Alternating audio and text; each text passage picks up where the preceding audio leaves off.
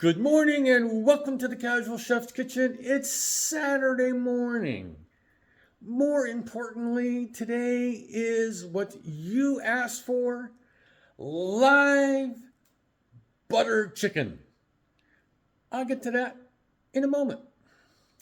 Last night, the culinary expedition was in the Vatican City, where I did probably one of the most simplest dishes I have done in quite a long time.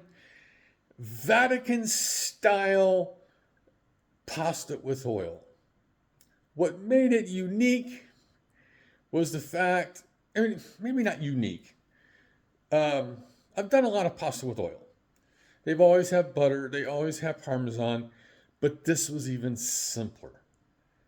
And I think it made it unique is the fact that the garlic and the red pepper flakes were heated and basically lightly cooked in olive oil, which infused that olive oil with the flavors of the garlic and the red pepper flakes.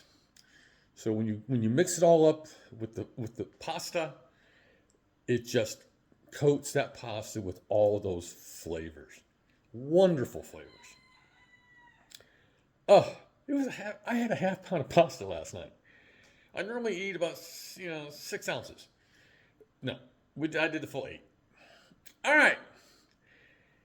It's what you've been waiting for. It's what you asked for. Butter chicken from New Delhi, India. Now, session 1 was yesterday morning where I did all the prep and got the chicken in its marinade, and it's been in the cold box since until now. So, let's go take a look. All right. This is what the chicken looks like the next day. We won't be using this for a few more hours. So we have the chicken. Everything else is for actual cooking. The chicken, which has been marinating, onions, garlic, ginger. We have ghee. By the way, I have a short article coming out in a few hours on the differences between ghee and clarified butter. There's a lot of confusion. Ghee and clarified butter are not the same. So don't let any chef or cook on TV tell you different.